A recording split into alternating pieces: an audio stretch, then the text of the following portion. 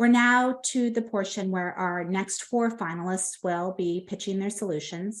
We will have our pre-seed followed by our nonprofit. And I'd like to welcome Inara to speak about her company. Thank you. It's a pleasure to be here today from Montreal and share what we're building with you. My name is Inara. I'm the co-founder of FemTherapuetics, and we're on a mission to personalize medicine for women. Next.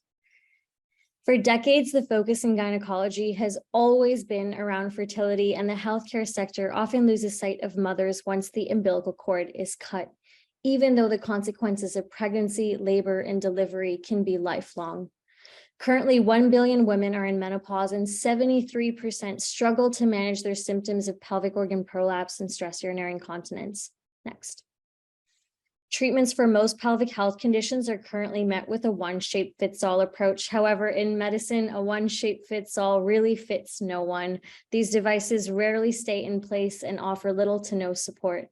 Looking specifically at the intravaginal support devices for pelvic floor disorders, producers fail to consider that every woman displays a variety of symptoms and experiences unique childbirth due to their genetics and general health. Next. The pelvic health market is booming with a growing geriatric population. For pelvic floor disorders, over $36 billion is spent on surgical interventions and support devices annually. With advancements in 3D printing, there's a multi-billion-dollar opportunity to manufacture custom solutions that fit and perform better than ever before. Next. At FemTherapeutics, we've built the first category of custom gynecological prosthetics powered by AI, cloud software, and 3D printing. In 3 steps, we're able to obtain each patient's vaginal measurements, design a prosthetic suited to their anatomy, and 3D print high quality and dynamic structures. Next. And here's our first use case. We've built the first customizable pessary indicated to treat pelvic organ prolapse and urinary incontinence. Designed to be inserted like the vaginal tampon, this elegant solution is poised to disrupt the outdated pessary market that hasn't changed in over decades. Next. We have a proprietary process to customize these devices. First, we leverage computer vision to study CT and MRI data sets to inform the prior shape or the design of the device. Then we begin the customization process by conducting a pelvic exam for each patient, obtaining only 10 to 20 numerical measurements. After the data is collected, we simulate the patient's condition in 3D software and apply machine learning to recommend the most optimum device dimensions. The result is a dynamic and supportive device that changes to fit her body. Next. While our first use case focuses on tackling pelvic floor disorders, our technology can be expanded across several women's health verticals, such as the need to customize pessaries for preterm labor support, custom dilators for post-cancer therapy, and more. Our approach is simple. It's data-driven, scalable with advanced 3D printing, manufacturing capabilities, and clinically informed. We're going after the white space and replacing the outdated solutions in these markets. Next. Our business model is simple. Think Invisalign, but for gynecology. For our full service model, we charge a fee, which includes a disposable measuring tool for the clinician, access to our cloud-based data-driven platform, and a pessary kit, which comprises of the custom pessary and the reusable applicator. This represents over $2,000 in patient savings. There's also an opportunity to license our data capabilities as we continue to scale and build the first holistic pelvic floor measurements data set. Next. We've spent over 3 years in R&D, which has led to the development of an expansive IP portfolio and a de-risked go-to-market plan for our first use case. With over 6 patents in development, successful early testing completed in a first-in-women study this month, and a health economic study and pre-submission underway with the FDA, we're targeting market launch in North America in 12 months. We're a Class 2 medical device with predicates following a 510(k) filing, allowing for accelerated entry into the market. In parallel to pursuing our regulatory strategy, we have partnered up with Mayo Clinic, a world-class research hospital, for the development of our software platform and clinical integration plans. Next. We're a seasoned team with over 50 years of experience in medical device design collectively and have backgrounds in business, engineering, and urogynecology. We're also supported by world-class advisors and clinicians that are leading breakthrough innovations in their fields, but we're most excited about to announce our collaborations with the McGill University Health Center, University Hospitals Cleveland Medical Center, and Planned Parenthood for an upcoming clinical study this fall. Next. We're FemTherapuetics, and we help women age with dignity and give back control to their bodies. Thank you. Courtney, I believe you have the first question. I do. I was just looking in the chat. I feel like I should open it up to the people in the chat. Everyone's going crazy. They love it. Maybe can you just explain a little bit more for us lay people kind of exactly how it works? I know you have the little graphic, but what does it functionally do? Yeah, so essentially what we've done is we've designed a platform that, leverages machine learning and data science to study, what the most optimum device designs would look like in the body. So to give you an idea, the current prosthetics on the market, they're mass produced. They have those symmetrical round shapes that just don't accurately reflect the shape of the upper vagina.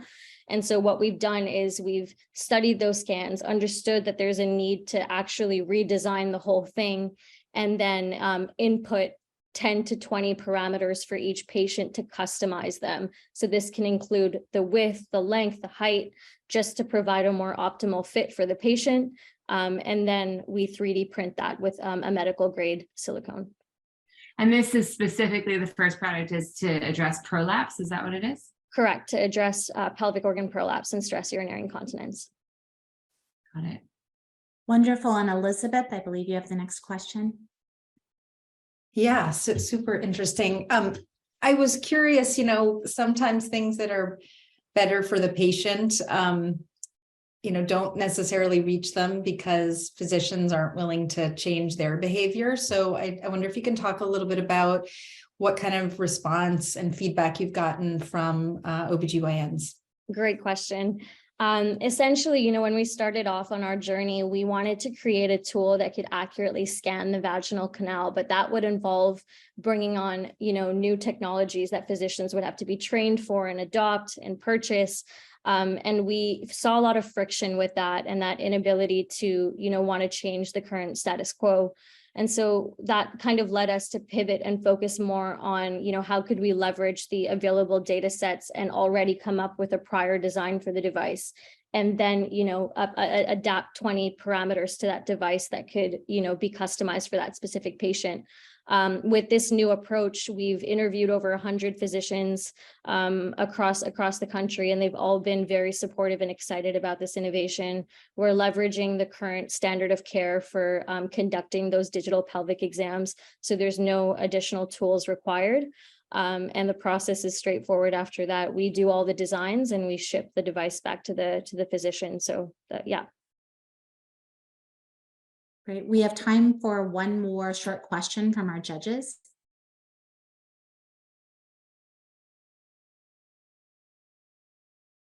I'm happy to throw one in quickly. It sounded like you just kind of finished your first in-woman study, which is terrific. Sounds like the results were great. Just was curious, like how many folks you've kind of, tried the device with thus far, and then for the upcoming kind of pivotal study, just, high-level thoughts on, number of individuals that will participate, kind of key endpoints that you're looking at. Yeah, great question. So for the first in women study, this was just to, understand the efficacy of the designs of the devices that we've developed.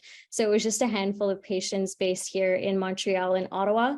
But the next step, which, involves 3 clinical partners, we're looking to take on over 100 patients and do a more pivotal study. And some of the endpoints that we would be looking to track is long-term use of the device, and the ability to address the quality of life metrics and the symptomatic relief, which are the key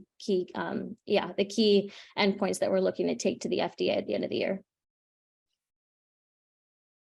Wonderful. Thank you so much. So we're now on to our last pre-seed company, and I'd like to introduce Jessica to tell us about her company. Thank you so much. Wonderful. Next slide.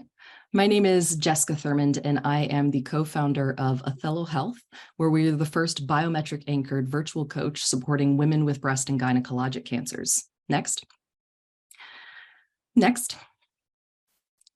I think it's safe to say that everyone knows someone who has or has had cancer. For me, it was my mom a few days after I turned 13 as a result of breast cancer.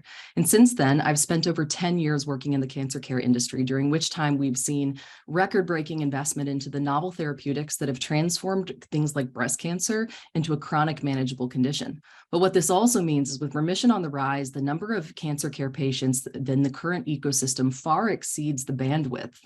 Next. So a few years ago, let's rewind. It's the middle of the pandemic. I haven't left my house in weeks. It's crazy. And I sat down, of course, on Zoom with my co-founder, and we said, what if we can bring whole patient supportive care into the palm of a patient's hand? And so we started Athelo, where we're founded upon 3 pillars. The first of which is biometric integration, which means we integrate within common wearable devices such as Fitbit and Apple Watch, as well as Apple or different digital biomarkers that exist on your phone to be able to provide actionable insights into the patient's journey. The second is patient community and engagement. We provide peer moderated groups where women are matched across a variety of characteristics to ensure not only productive conversation, but in a moderated setting with a health coach.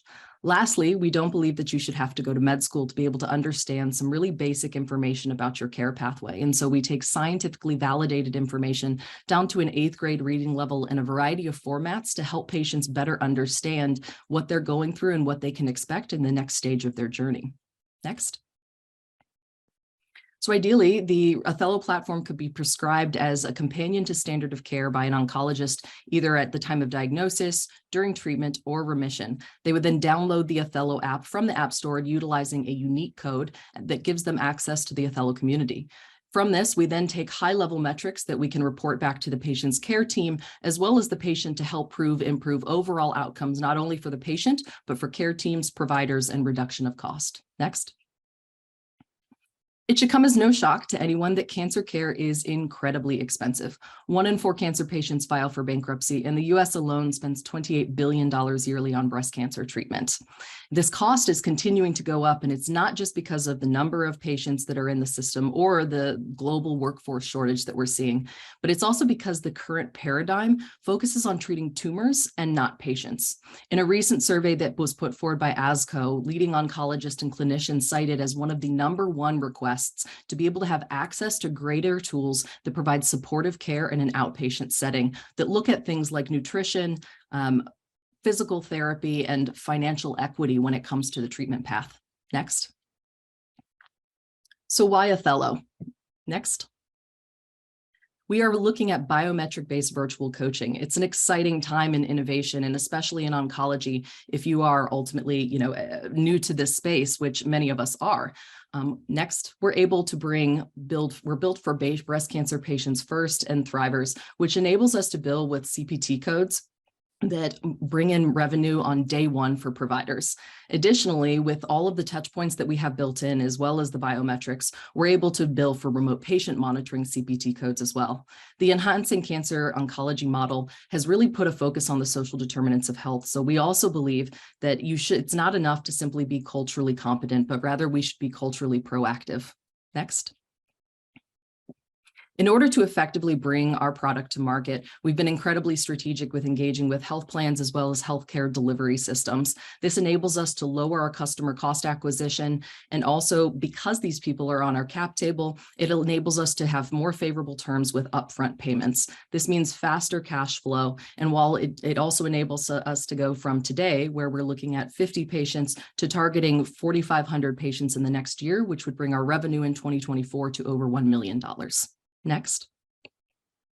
We operate on a per member per month basis. It's a 12-month program ultimately, and it's based on the number of potential customers that are within the network. We use clinical and non-clinical data to be able to show success for not only the patients, but their caregiver, providers, and be able to contribute to the overall NPS score. Next. In terms of our ask, we are getting ready to launch a raise, and we're seeking capital as well as expanding partnerships that will allow us to execute on all of these relationships in order to bring cancer care into the next generation. Next. Last but not least, I've always been told to surround yourself by the smartest people you can possibly find. That's no different than what we're facing today with everyone who's here at this presentation. What's exactly what we've done for Athelo. We've brought together a group of advisory team that's both robust from a strategic and a scientific perspective in order to be able to really be able to not only bring this to market, but scale into future oncologic indications in the future. Next. Thank you so much to HITLAB and the entire audience and founders who are here today.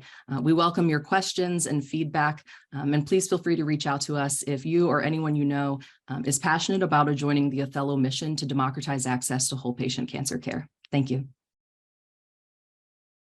Thank you, Perry. I believe you have the first question.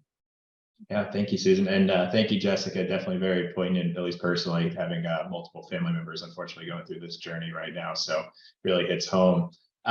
Was just kind of curious if you maybe could elaborate on maybe some examples of the kind of key metrics that you'll look at, the insights that those kind of generate for the treatment providers and the oncologists, and then just kind of how you tie back to the workflow solutions or the EMR that they might be using in treating the patient on a day-to-day basis. Yeah, absolutely. So, in terms of some of the metrics we're looking at, from a biometric perspective, we're looking at things like heart rate variability, sleep patterns, and activity. I think sleep is one of the #1 complaints that so many oncologists hear from patients. And there's not a lot of transparency on how, we can typically impact those cycles. In terms of outcomes data that we're looking at retention, adherence to not only medications, but also to visits. One of the things we're working on right now is geofencing. So the ability to be able to track, if a patient is successfully able to go to their visits, how much time are they spending at home versus are they being able to integrate back into the workforce as well, which then is another indicator of success for the platform. From the oncologist perspective, we're incredibly focused on making this as easy as possible on them. I think everyone is aware that we have a massive shortage. We're expecting a shortage of over 2,200 oncologists in just the next 3 years in the United States. From an interoperability perspective, around 90% of cancer patients in the US are seen in a community care setting. So to start out, what we've ultimately done at this stage of the company is to be able to take high-level data, trends, adverse events that are reported in between visits, and feed that back in a one-page format to the care team and provider. We have not worked through, the interoperability piece of integrating with EMR. I think that will come down the road, but especially when we're wanting to work with, a lot of these community oncology settings where they have homegrown systems, they don't work with the Cerners of the world. We wanted to keep the overall burden on the technology piece within a hospital system as low as and easy as possible. Thank you. Great, judges. We have time for another question.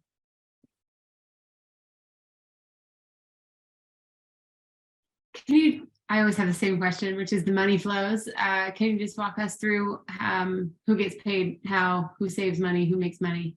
Yeah, definitely. So, I think, the goal here that every company is trying to do is that the provider makes money and the payer saves money, which seems kind of counterintuitive when you put it that way. But for us, a lot of oncologists are focused, like I said, on treating a tumor. They don't have a lot of bandwidth and time to be able to provide supportive care, social work, financial guidance, things like that are really critical, not only to, the patient continuing to come back, but also, being able to stay within that system. One of our advisors with CVS Aetna has talked about how with value-based care models coming forward, it's really critical for retention. This is what these companies and at-risk organizations are being scored on when it comes to being able to get their payment. Secondly, of course, from a payer perspective, we view this as triage. So many things that patients end up presenting at an emergency room for are easily being able to be handled by a primary care provider or some other clinician. So it's nausea, diarrhea, vomiting, things like that. So not only are we able to kind of drive down that piece of the cost, but we're also to be able to be more effective and efficient with the ways that we're delivering care and keeping those patients looped in longer and faster with their teams. Wonderful. Thank you so much. So we're now to the nonprofit portion of our agenda. This is a new area for us. We started it formally last year. And so we're really excited to be able to shine a light on the companies in women's health that are doing things from the nonprofit realm. So first up, we have Dr. Anthony, and we'd welcome you to present your company. Thank you so very much, Susan, and thanks to the judges. I'm Dr. Renee St. Anthony. I'm a licensed physician by training, a public health practitioner by passion, and the founder of Momentum Park, where moms come first and every moment matters. And I'm so excited to share with you my labor of love and soul work, Shiro, as a text-driven solution to solve the U.S. maternal mortality and morbidity crisis. Next. The problem you've heard about all afternoon, compared to our peers, the US is the deadliest place to give birth and to be born, especially if you look like me. Next. Moms across the nation are literally dying to bring life into the world, and sadly, Black moms and our babies are disproportionately impacted. Next. These disparities aren't new, they're just finally newsworthy. And as noted in the New York Times, they exist despite socioeconomic status and education. I'm a physician. I've been trained at the best institutions, including Harvard. And yet when I have a baby, the risk of me dying exceeds that of a white woman who never graduated from high school. Next. Even our wealthiest aren't exempt. Serena the GOAT, Beyonce, a billionaire who just made music history, and even little Ashley from the Fresh Prince of Bel-Air were failed by the traditional US prenatal system. Next. And the problems are getting worse. Black women are 2 to 3 times more likely to die, and our lowest death rates exceed the highest rates of any other group. Choosing to have a baby should not be a death sentence, but a magical and memorable moment. And thankfully, there's hope because 80% of these deaths are preventable. Next. And that's where we come in. Momentum Park is a new nonprofit launched in 2020, and we are the first and only Black female-founded 501c3 organization leveraging technology to disrupt the status quo of MCH. One size has not, and one size will not fit all. We hyper-focus on solutions to significantly transform the US pregnancy experience for all moms, and we unapologetically prioritize Black women who are considered the greatest risk, greatest need, and greatest cost, but we lovingly consider the greatest return on investment. Next. Enter stage left Shiro, shaping healthy, equitable reproductive outcomes. Shiro is our first signature product, and we guide moms to unleash their inner Shiro first for themselves, their babies, communities, and ultimately society. Next. Black women have a unique lived experience in the United States, and a majority of our experience and every woman's pregnancy experience happens outside of the clinic, and that's where you're going to find us. We are the safety net and an extension of the prenatal clinic, and we are deeply rooted in the community for the community. Next. We recruit moms in the first trimester and provide prenatal and social education, advocacy, and support throughout and beyond pregnancy. An investment in one Shiro mom equals an investment in 2, sometimes 3 or 4 if we have twins or triplets. Next. We meet moms exactly where they are, on their cell phones and in the community. Our platform portals moms directly into our Shiro sisterhood, where moms are enrolled into Prego pods of 35 to 50 other moms that meet weekly using our evidence-based Shiro curriculum in a fun, interactive, and engaging way. As our moms would say, we definitely turn up. Next. We integrate the only 4 solutions shown to improve Black pregnancy and birth outcomes into one synergistic solution. Our pods are led by culturally concordant teams of 3 called a Shiro Squad, and they include licensed healthcare professionals, doulas, midwives, and community health workers. Our moms meet as a group every week and individually every other week for their virtual home visits using mommy kits to take blood pressure, weights, address prenatal and social concerns, and prepare for their next prenatal visit. Our peer-to-peer and peer-to-professional Shiro model allows us to truly know our moms and identify early risk and concerns. We emphasize mental health, well-being, and teach lifelong skills like healthcare navigation, and we increase health and digital literacy. I'm super proud that we strengthen the Black economy by creating jobs and growing our own workforce, where our Shiro graduates and moms are eligible to serve as paid community health workers for our future cohorts. Next. We customize Shiro from over 1,000 discussions and surveys with Black women, moms, and community members, going from the ideation to the proof of concept stage. And this year, we're launching full-scale 40+ week Shiro pilots and are dedicated to serving over 1 million moms and their families as major game changers in the MCH equity space over the next 10 years. Next. As a new nonprofit, we rely on grants and donations. We accelerated our efforts through public-private partnerships and generous angel investors. Next. We will generate revenue by leveraging grants to launch our Shiro pilots, grow the workforce for sustainability, demonstrate feasibility, and create community demand. We'll then charge an onboarding, capacity building, and tech support licensing fee to our partners. Our data will provide a robust Black MCH database that's currently missing that we believe will give a true glimpse into the drivers of current trends and potential solutions. And lastly, as we scale, we anticipate third-party payers, especially Medicaid, will be interested in us. Next. I left full-time medicine to do this soul work, and I'm so grateful to the team of radical world changers who've helped transform Momentum Park and Shiro from an idea into a reality. And I'd really like to thank Todd Park, founder of Devoted and former CTO of the Obama administration, for giving us our wings to fly as our very first angel investor and our chief technology advisor. Next. And now we need you. We intend to raise $1 million this year to launch Shiro pilots across the US and recruit dynamic new members. We welcome corporate, healthcare, and community partners for pilots, angel investors, and grant opportunities, and you can always follow us on social media, and please consider us as your Amazon Smile charity of choice. Next.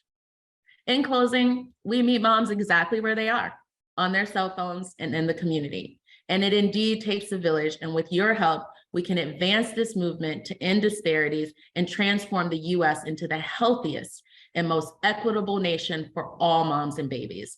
Thank you so much, and I'm happy to take your questions. Thank you. Katie, I know you have a question. I'm like, okay, I'll follow you anywhere.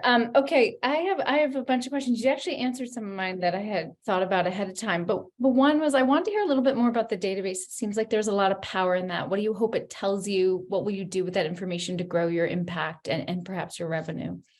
Thank you for bringing that up, because right now in the United States, our data for maternal outcomes is scattered. And when it comes to Black women, especially, that data has not been collected in a way that we can leverage to identify feasible solutions and also really identify what the etiologies and trends are. So at this time, what we do when our groups meet weekly, and because it's on a platform, we do electronic surveys and ask questions about how their pregnancy is going, any social issues that they're experiencing. And every pod that we meet, also when you're done, the Shiro squads take notes on what are the common themes that we're hearing. We meet with women more often than they would with their own providers because we're seeing them every week. And the reality is, if I saw you every single week, if something goes on, say in your 34th week, and I'm like, Katie something doesn't look right about Katie. And we're all, as a sisterhood, there are 35 to 40 other women in these pods as well, who can pick up that things are starting to trend in the wrong direction, or that there are risk factors that need to be addressed. And then those cases, we advocate and work with that woman to partner with their provider. So this database that is collected on a weekly basis, we believe will be robust. It's going to fill a missing link right now in the MCH space, and ultimately through those trends and what we see, to be able to identify further solutions, and most importantly, identify the underlying etiologies driving these trends. Great. I'll have one more quick one, and I'm sure others have questions. I loved seeing your diverse revenue model. You know, there's like such a misnomer that nonprofits don't have powerful revenue. Never mind that, investing in maternal health has such undeniable ROI. What do you think is your most promising from a revenue standpoint growth path? I think the hybridization of the way that we're approaching this, I had thought about this as a founder and really running Momentum Park as a startup, even though we're nonprofit. And we're able to do things that our corporate partners cannot do. And I really see the public-private partnership as being our greatest return on investment in how we sustain ourselves.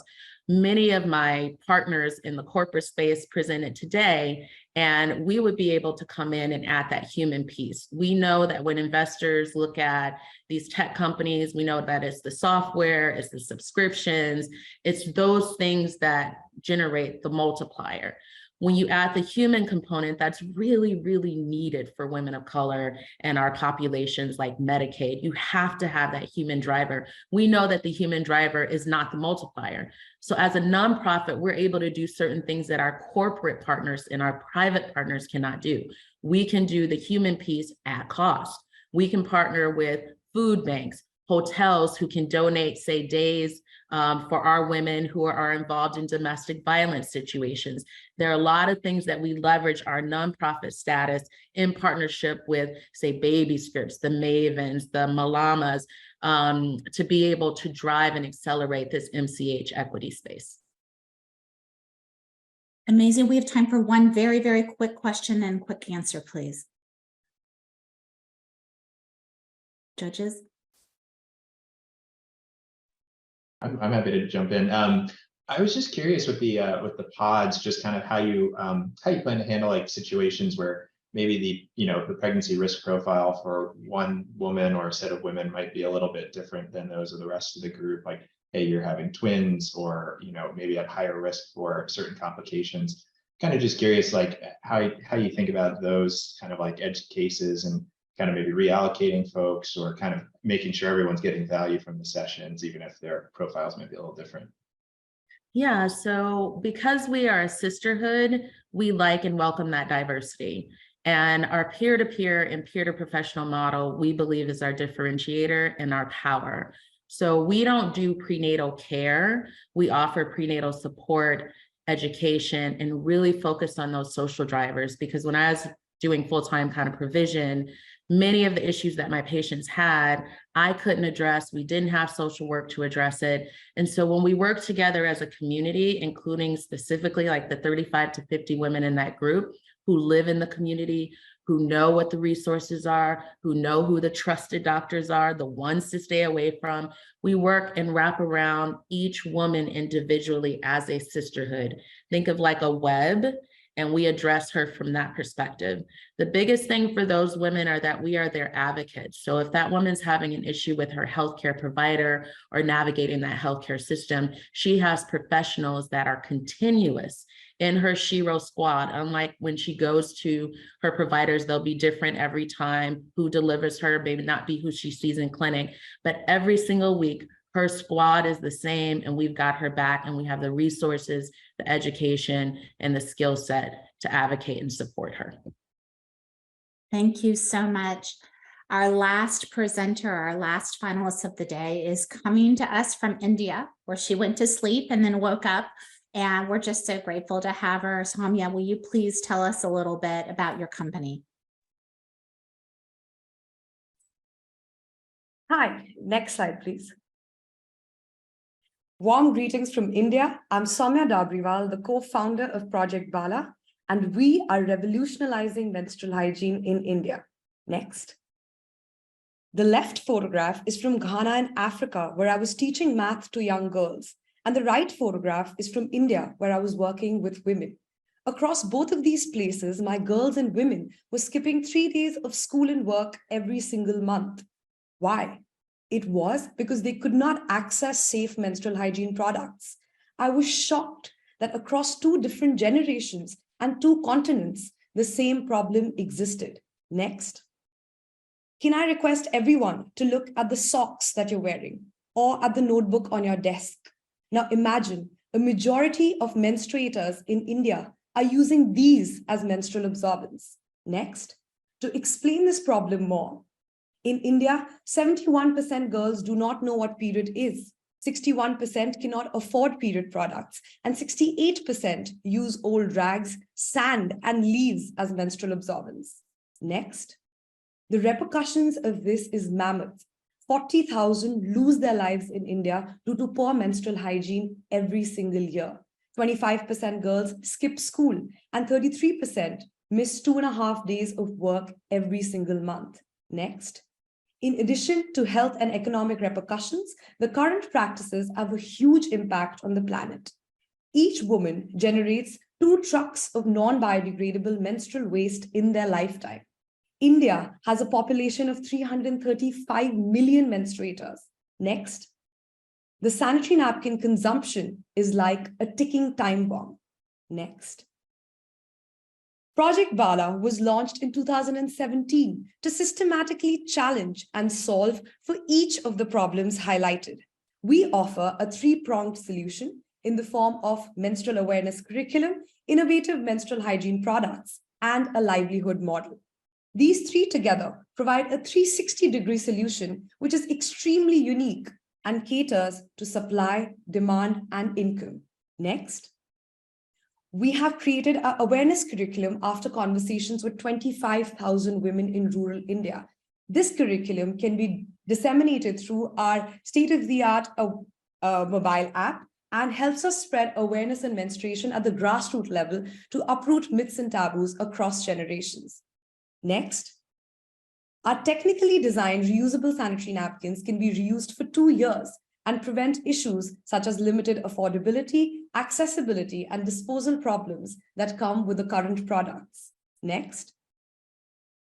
Lastly, we've set up a system to employ village-level women entrepreneurs who are spokespeople and salespeople for Bala and are able to generate livelihood for themselves and the organization. Next. Since 2017, Bala has prevented 113 million pieces of non-biodegradable pads from entering the landfills through directly benefiting 450,000 rural women and girls and distributing over 1.3 million reusable sanitary napkins across India, Nepal, Ghana, and Tanzania. With every dollar invested in our solution, the social return of impact is $10. Next. While most leaders in the menstrual hygiene space exist in urban India, Bala has positioned itself to focus solely on rural masses, where 70% of India's population resides. Next, we have two revenue streams, 90% of B2B sales to corporates, governments, and institutions who fund the rural communities, and 10% is through our direct-to-consumer network, which we launched in 2021. Where we sell our products directly through our trained rural sellers. We also piggyback on existing retail networks. Next. In the next 5 years, we aim to have 2 million users, generate employment for 500 women, and have 50% of B2B sales and 50% coming straight from the consumers. Next. We are at an inflection point with a robust validated solution. With your support, we can reach our 2025 goal in the next 18 months. Next. With Ivy League MBAs driving the financial side and women's health experts with over 30 years of combined experience, our team is perfect to revolutionize menstrual hygiene. We are soon launching a hydrophobic pad that can be reused within 1 minute of the last use, be washed with 50 milliliters of water, and be reused for 5 years. Next, please. Our ask is, please nominate us for international grants and research projects, help us integrate technology in our solution to scale and impact millions of girls in India and globally. Thank you, and happy to take your questions. Thank you. I know, Katie, you had a question. Yeah. One of the best parts of being a nonprofit is you can unabashedly go towards impact, which you are clearly doing. I wanted to dig into the village level entrepreneur. What training are you as you look ahead at your growth, all this growth, you already have all these women you're reaching, all this revenue. How are you thinking about keeping them trained, engaged, their basket of goods sold, you know, how they're generating income? They feel like a very key piece to your ability to reach folks.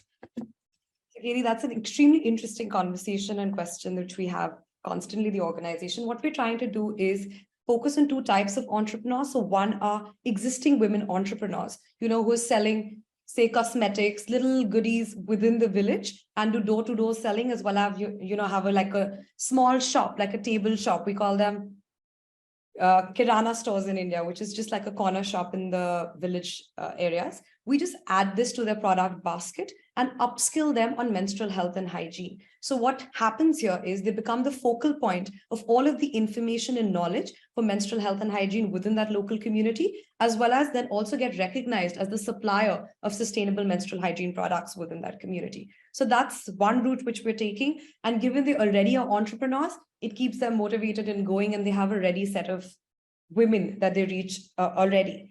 The second set are first-time women entrepreneurs who we're upskilling. So we have a 2-day extensive training where we do a sales training to start with, where we actually teach them how to sell, pitch, etc. And it's a very interesting training where we actually try to convince, we take them to the field and witness them trying to convince people to switch from, say, rag users to cloth pad users. We also then train them on menstrual health and hygiene the same way as we do with the first type of entrepreneurs. Here then, as and when we see their progress as sellers, we first start with a salary. And then as and when they sell more and more, we add more and more products to their product portfolio and keep motivating them with commissions, incentives, best performers, and create a web or a community of sellers that can motivate each other and have a competitive, theme within the selling as well at the community level. One more quick question, then over to my fellow judges.